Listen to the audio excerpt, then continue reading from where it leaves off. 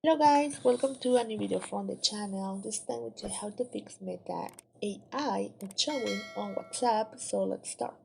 So I will give you two tips to do it. So the first one is going to Play Store here.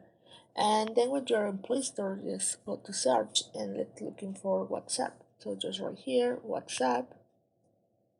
And then when you're here, just check if there is an update. If there is an update, just click on update and you can start updating the app. Probably with that the AI will appear on your WhatsApp without any problem. That's the first tip. If you don't have an update on your WhatsApp, let's go to try the another tip, and let's go to WhatsApp and then press here, and then let's go to app info. Here on app info, I recommend you to delete all the cache and the clear data. So just click here on clear data and then just click on cache.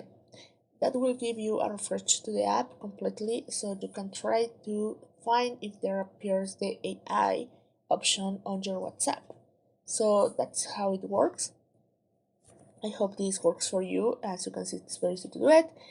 And if any of these options it's working, the last one, I recommend you to install and try to install WhatsApp once again. So guys, I hope this information works for you. Thank you for watching this video. Remember to subscribe and give thumb up to this video.